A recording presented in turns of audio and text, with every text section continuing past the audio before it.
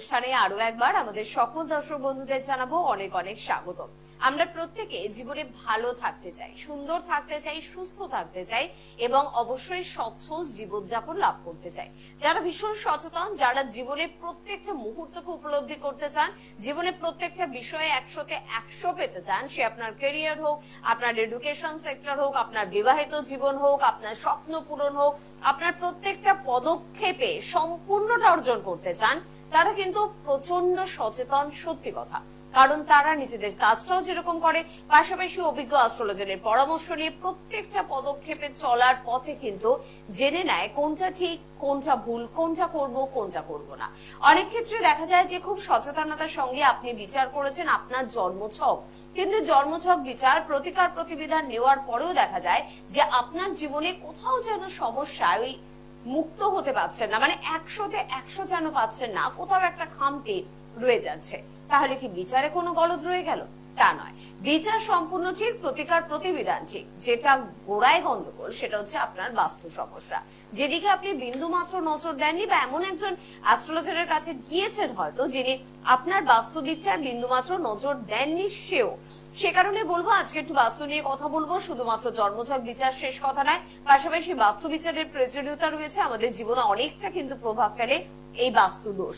আমাদের সঙ্গে অবশ্যই উপস্থিত রয়েছেন অভিজ্ঞ সেই মানুষটি, যে মানুষটির অপেক্ষায় আপনারাও কিন্তু অধীর আগ্রহে বসে রয়েছেন, বিশিষ্ট astrologer, Jyotish Bharati, voice vibration, face reader, হস্তরেখাবিদ, গ্রাফোলজি, গণেশ সাধক শ্রী রাজেন রাজ। আজও ভেবে তাকে জানাবো অনেক অনেক ধন্যবাদ এবং বলবো জয় শ্রী গণেশ। নমস্কার, জয় শ্রী গণেশ।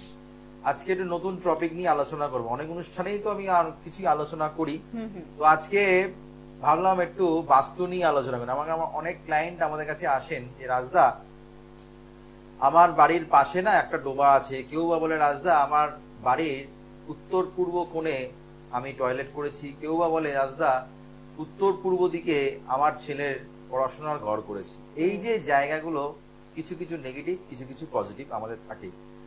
এখন তো সেই আগেকার দিনের মতন নয় যে মানে জয়েন্ট ফ্যামিলি, বিশাল বড় বাড়ি। এখন মানুষের ফ্ল্যাট অথবা দুটো কি তিনটে মানুষের রুম, একদমই। হ্যাঁ, প্লাস যাদের একতলা দুতলা বাড়ি সেই ব্যাপারটাও আলাদা। সেখানেও অনেক সময় তাদের আবার ভাই দেওর হোক কেউ হোক থাকে। তো যে কেননা আগেকার দিনের অনেক কিছুই যেমন ছিল, এখনকার যুগে কিন্তু সেটা কিন্তু অনেকটাই কিন্তু আলাদা। আগেকার দিনে যেমনি বাথরুম ছিল বাড়ির বাইরে, হ্যাঁ, এখন তো ঘরের ভেতরে, হ্যাঁ, সেটা তো কিন্তু অনেকটাই কিন্তু নেগেটিভিটি আমাদের মধ্যে কাজ করে। বাড়িতে সেফটি ট্যাঙ্কটা কিন্তু খুব ইম্পর্টেন্ট একটা জিনিস, কেননা সেফটি ট্যাঙ্ক কোথায় হচ্ছে তার উপরও নির্ভর করে। আমাদের কাছে এরকম অনেকেরই আসে রাজদা, বহু অনেক জায়গায় করেছি, বহু প্রতিকার করলাম, কিন্তু সেমন কিছু বেনিফিট কিছু পাচ্ছি না। তখন তাকে দেখলাম, তার বাস্তু যখন অ্যানালাইসিস করে দেখলাম, কি বাস্তু ভিজিট যখন করলাম, তার কিন্তু দেখা গেল বাস্তুর উত্তর পূর্ব কোণটাতে তার কিন্তু দেখা যাচ্ছে তিনি টয়লেট করেছেন, ঈশান কোণে টয়লেট করেছেন। তো সেক্ষেত্রে কিন্তু খুবই একটা নেগেটিভ একটা সমস্যা, 1 নম্বর। 2 নম্বর কথা হচ্ছে বাড়ির কর্তার রাশি অনুযায়ী কোন দিকটা আপনাদের এন্ট্রেন্স হওয়া উচিত, এটাও কিন্তু অনেকটা ফ্যাক্টর।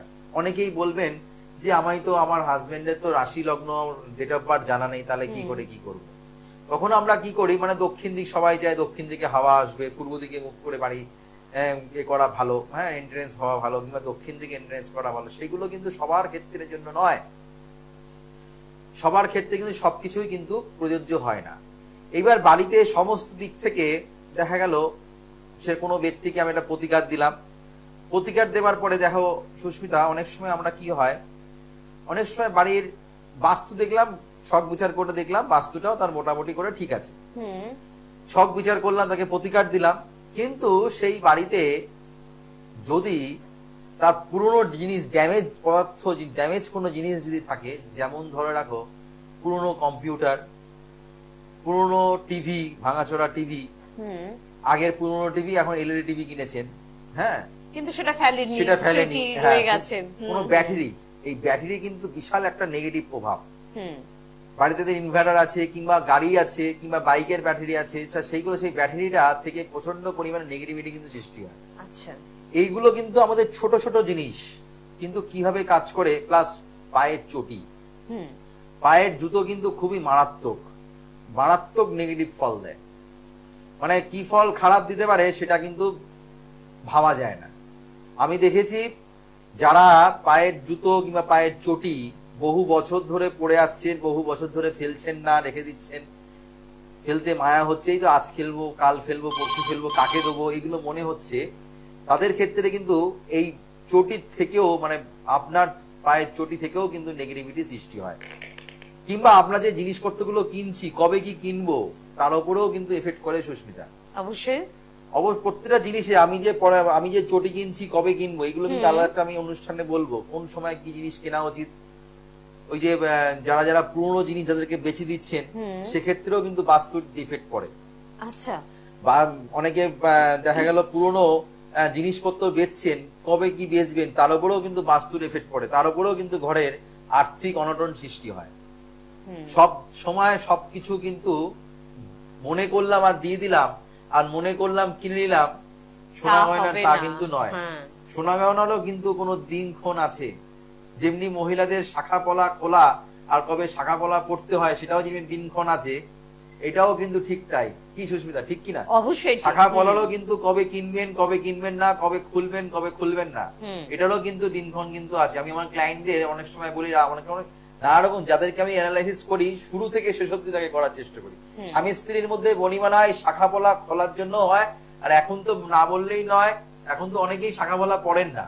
এ থেকে শান্তি কি করে মানুষের খুঁজে আশা করেন, এগুলো আলাদা প্রথা, এগুলো শাখা পলা অবশ্যই পড়ে, এগুলো আলাদা বিবাহিত জীবনে নিয়ে যখন টপিক নিয়ে আলোচনা করব তখন বলবো। অনেক সময় দেখা যায় মহিলারা সাইডে সিঁদুরও করে, হ্যাঁ, তখন স্বামী ওই সাইডেই চলে যায়, হ্যাঁ, সবকিছু সাইডেই থেকে যায়। তো সের জন্য কিন্তু অনেক কিছু নিয়ম আছে, সেগুলো কিন্তু আলাদা আলাদা অনুষ্ঠানে বলবো। তাই আজকে যেহেতু বাস্তু নিয়ে আলোচনা করছি, অবশ্যই বাস্তু নিয়ে কিছু বলার চেষ্টা করবো। আসলে ওই বলে না, বিন্দু বিন্দু জলে কিন্তু সিন্ধু পরিণত হয়, ছোট ছোট ভুল অনেক বড় এই জন্যই তো এখন এত অশান্তি, এত ঝামেলা, এত আর্থিক সংকট।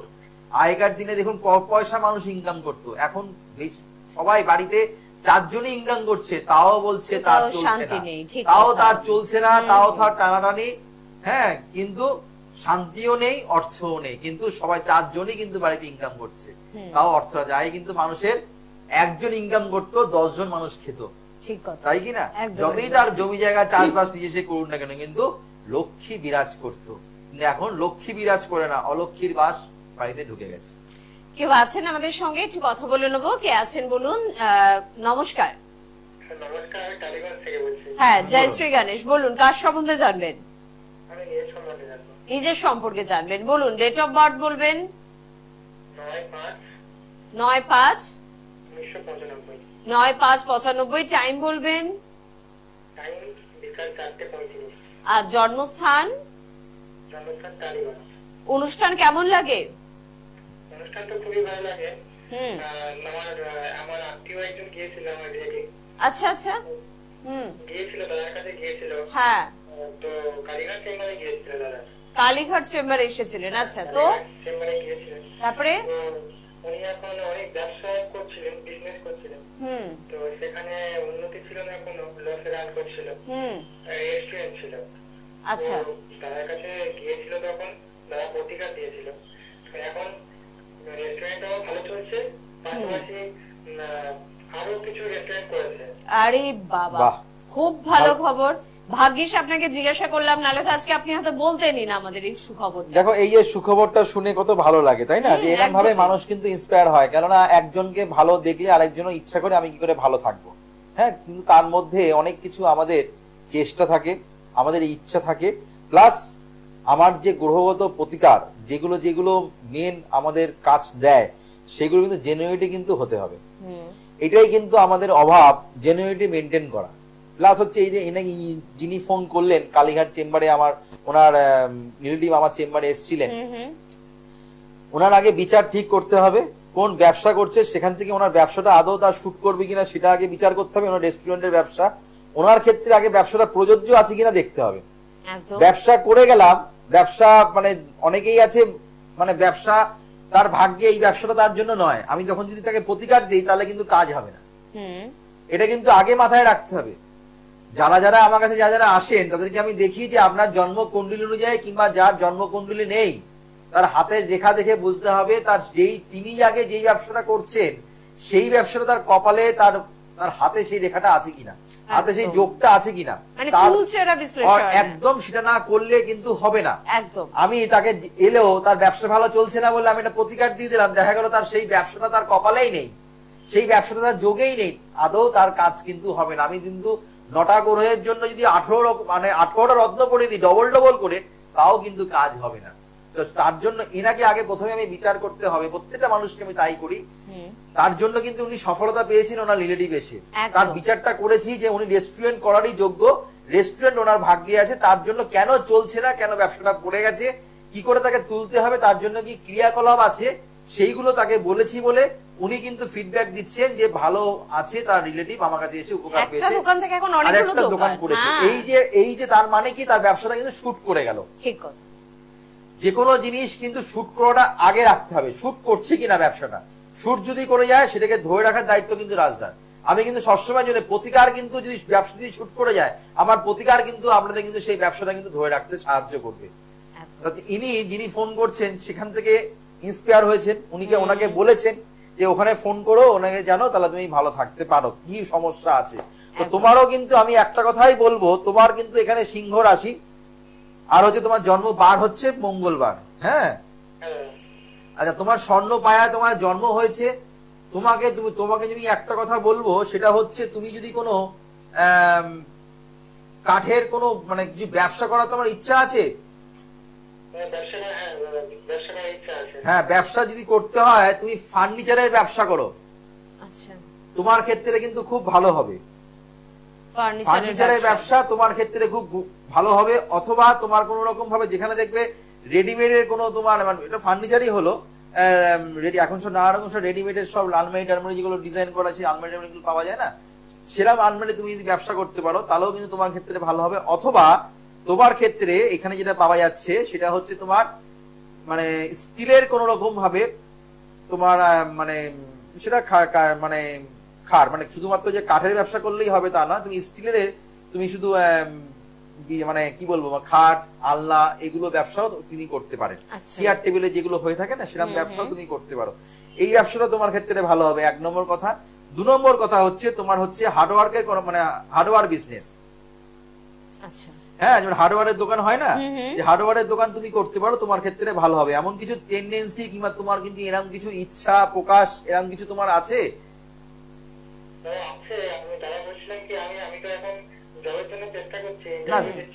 জবের জন্য চেষ্টা করছো, তুমি কি কোন রকম অটোমোবাইল নিয়ে কিছু করেছো? অটোমোবাইল নিয়ে, তাহলে আমি বলতাম তোমার গাড়ির ওই দিকে তোমার করলে তোমার ক্ষেত্রে ভালো হবে, কারণ এখানে সেটাও কিন্তু ইন্ডিকেট করছে। তোমার কিন্তু এখানে আমি দেখতে পাচ্ছি ব্যবসা তোমার ক্ষেত্রে ভালো হবে। চাকরি তুমি করে যতটা স্যাটিসফাই কিন্তু হবে না, ছোটখাটো চাকরি 10-12 হাজার টাকার চাকরি তুমি পেতেই পারো, সেটা সবাই পেয়ে যায়, সেটা কোনো কথা নয়। কিন্তু তোমার এখানে চাকরি ক্ষেত্রে তোমার উন্নতি থেকে ব্যবসার ক্ষেত্রে তোমার কিন্তু বেশি উন্নতি পাওয়া যাচ্ছে। পারলে তুমি ব্যবসা করার চেষ্টা করো, তোমার ক্ষেত্রে ভালো হবে। হ্যাঁ, ভালো থেকো। ওকে, থ্যাংক ইউ ভেরি মাচ। এটাই কিন্তু একজন অভিজ্ঞ অ্যাস্ট্রোলজারের আসল কাজ বা দায়িত্বটা বর্তায়, যে আমি চাকরি করব নাকি আমি ব্যবসা করবো, আমি যদি চাকরি করি আমি কোন সেক্টরে চাকরি করব, কোথাকার পরীক্ষা আমি বেশি করে দেবো, বা আমি যদি ব্যবসা করি তাহলে আমি কিসের ব্যবসা করব। হাজারো ব্যবসা আছে, ভুল পথে গেলে কিন্তু প্রচুর পুঁজি নিয়ে ব্যবসাতে নামতে হয়, পুঁজিও ডুববে আপনিও ডুববেন, সেই কারণে কিন্তু অবশ্যই এটাই আমাদের কাছে হয়ে থাকে। বেলেঘাটা থেকে একজন ক্লায়েন্ট আমার চেম্বারে এসেছিলেন বহুদিন আগে, মোটামুটি 2022-23 হবে। তিনি এসেছিলেন, তিনি চাকরির জন্য চেষ্টা করেই যাচ্ছে, চাকরি আর পায় না। তার জন্য তার মোটামুটি বয়স হয়ে গেল 37-38 বছর বয়স হয়ে গেল। হ্যাঁ, চাকরি আর পাচ্ছে না, চাকরি প্রাইভেট সেক্টরে চাকরি মানে করছিল, ছেড়ে দিচ্ছে, ধরছে। এই করতে করতে তার বিয়েটাও কিন্তু দেরিতে হচ্ছে। আমি তাকে বললাম, ওনার মাকে বললাম, আপনি যদি আমাকে বিশ্বাস যখন এত ভাবে করেন, যা বলি সেগুলো যখন করেন, আমি আপনাকে একটা সাজেশন দেবো, সেটা হচ্ছে ছেলের জন্য ছেলেকে বলুন ব্যবসা করতে। রাজদা, ব্যবসা করতে গেলে তো অনেক পুঁজির দরকার, অনেক কিছু রেট দরকার আমাদের। কিন্তু উনি তখন বললেন, ওনার ছেলে বললো আমাদের বাড়ির রাস্তার সামনেই। তখন আমি ওনাকে যেই ব্যবসাটা করতে বললাম, তাহলে তুমি সেই ব্যবসাই করার চেষ্টা করো, তোমার ক্ষেত্রে ভালো হবে। উনি কিন্তু যে আপনাদের যে মানে লেডিস গার্মেন্টস যে কাটিং এর যেগুলো হয়, তাহলে উনি সেটা কিন্তু করে এখন মাল নানা রকম জায়গায় তার কিন্তু বড় বাজারেও কিন্তু ওনার মাল ঢুকছে।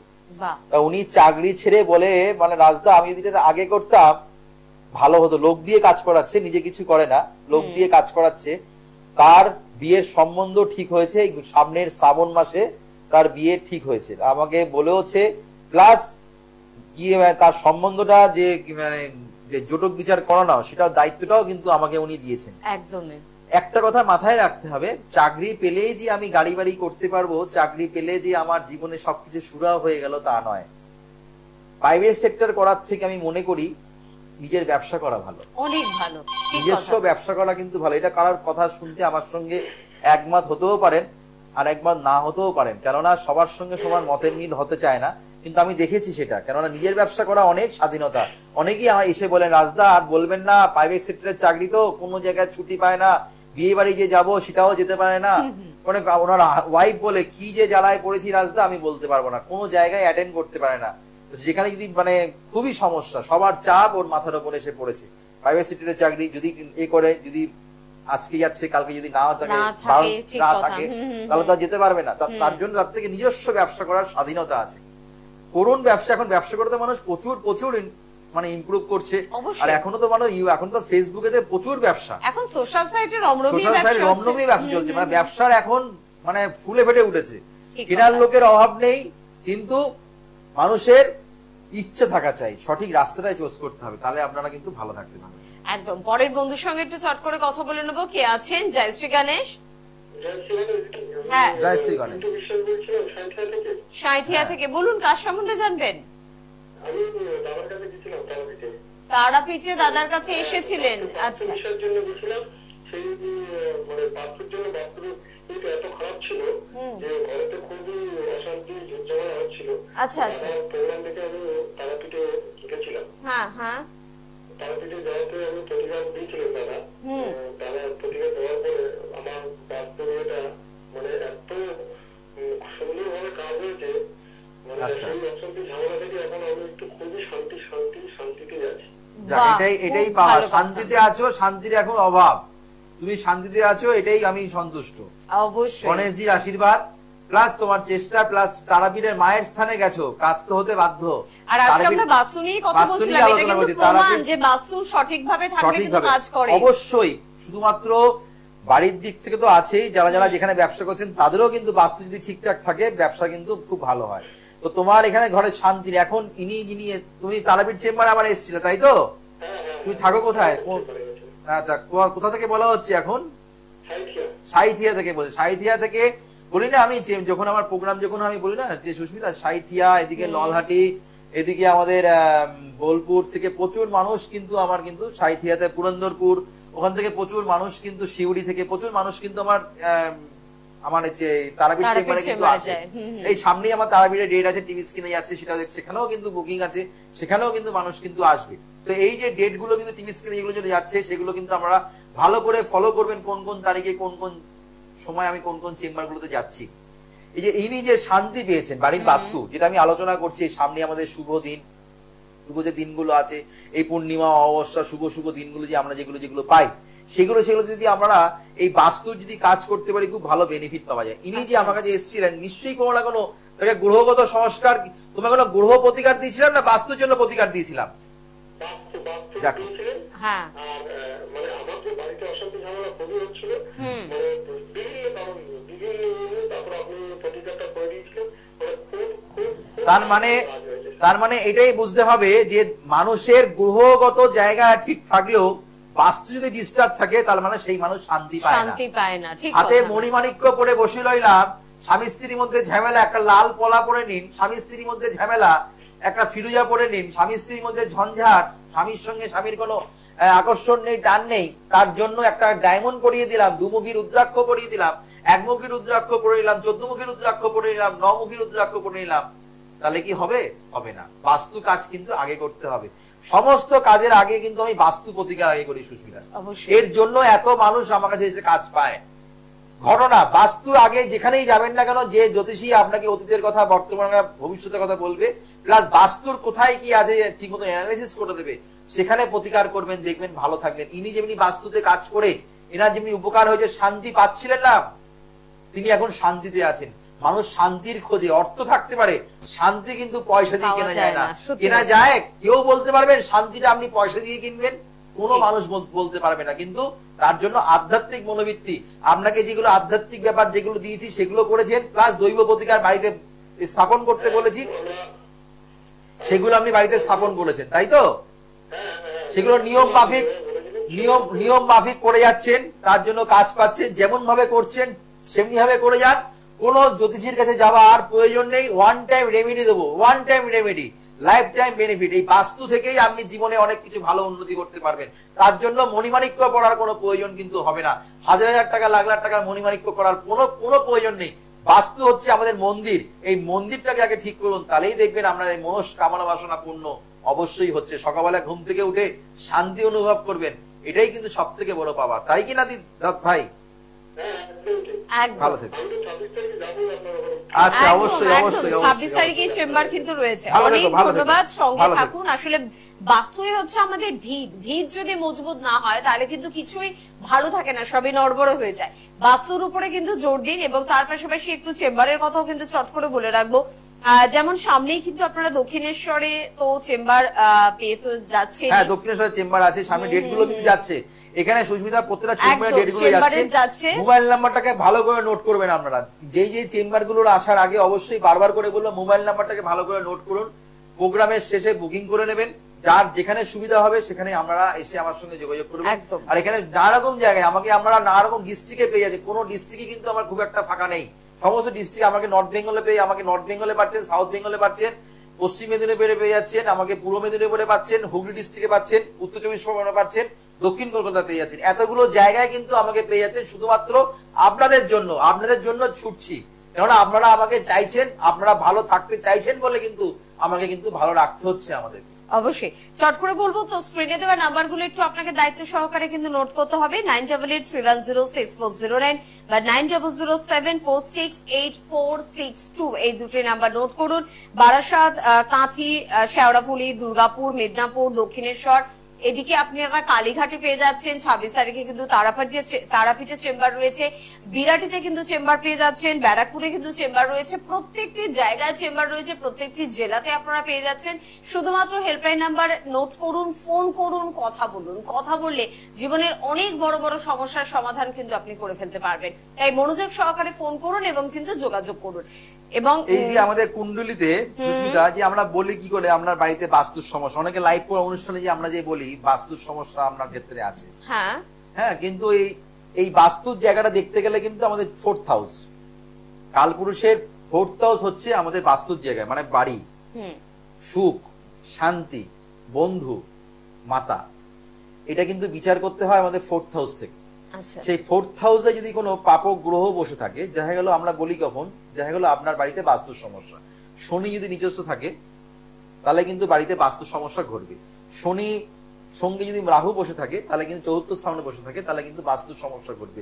আপনাদের জন্মকুণ্ডলিতে দেখুন, আপনাদের ছকে রাহু বসে নেই তো, আপনাদের জন্মকুণ্ডলিতে রাহু রবি এক ঘরে বসে নেই তো, কিংবা রাহু শনি এক ঘরে নেই তো, কিংবা কেতু শনি এক ঘরে নেই তো, কিংবা মঙ্গল রাহু এক ঘরে নেই তো, তাহলে কিন্তু আপনাদের বাড়িতে বাস্তু উন্নতি হবে না। বাস্তু থেকে নানা রকম নেগেটিভিটি সৃষ্টি হবে, যেটা আপনাদের ক্ষেত্রে শুধুমাত্র সন্তান হতে গেলে সমস্যা, বিবাহিত জীবনের, দাম্পত্য জীবনের ক্ষেত্রে অশান্তি, প্লাস হচ্ছে আমাদের এডুকেশনের ক্ষেত্রে, বিদ্যার্থীদের ক্ষেত্রে পড়াশোনার মনোযোগ বসবে না। অর্থ মেন যেটা এখন প্রয়োজন, সেটা হচ্ছে অর্থ কিন্তু রাখতে পারবেন না। এই জন্য বাস্তু কিন্তু বাড়িতে বিশাল ভাইটাল। তার জন্য তাই বলে আমার কাছে এসেছি যে ঘর দর ভাঙতে হবে, চেঞ্জ করতে হবে, এমন কিছু নেই। দৈব প্রতিকার গুলো বাড়িতে স্থাপন করুন, পজিটিভই কিন্তু আমরা কিন্তু কাজ পাবেন। যিনি ফোন করলেন সাইথিয়া থেকে, তিনি যেমনি কাজ পেয়েছেন, যিনি কালীঘাট থেকে যিনি ফোন করলেন তিনি কাজ পেয়েছেন, রিলেটিভ এসে আমার কাছে এসে কাজ পেয়েছে ব্যবসার জন্য, সেখানেও কিন্তু আমাকে বাস্তু দেখতে হয়েছে ব্যবসার জন্য। তার জন্য কিন্তু অবশ্যই আপনারা বাস্তু প্রতিকার কিন্তু আগে করুন, তারপরে গ্রহগত প্রতিকার। বাস্তু প্রতিকার যদি ঠিকঠাক থাকে, গ্রহগত প্রতিকার খুব চট জলদি কিন্তু আমাদের কাজ করে।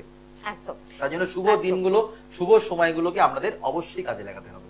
আর আমাদের বন্ধুরা নিশ্চয়ই সেটাই করবেন। তবে পরবর্তী অনুষ্ঠানের দিকে নজর রাখুন, এরকম গুরুত্বপূর্ণ বিষয় নিয়ে। কিন্তু যারা গ্রহ দোষ কাটাচ্ছেন তাদের জন্য একটা প্রতিকার বলে দিচ্ছে, স্থায়ী প্রতিকার করলে মুক্তি মেলে, স্থায়ী প্রতিকার করলে শিওর সাকসেস পাওয়া যায়। যারা প্রতিকার করছেন, গ্রহ দোষ প্রতিকার করছেন, রাশি কার্ড, গোল্ড কার্ড আর সাকসেস কার্ড তারা সম্পূর্ণ বিনামূল্যে পাচ্ছেন। লাইভ কুস্তি কিন্তু আপনারা বিনামূল্যে পাচ্ছেন।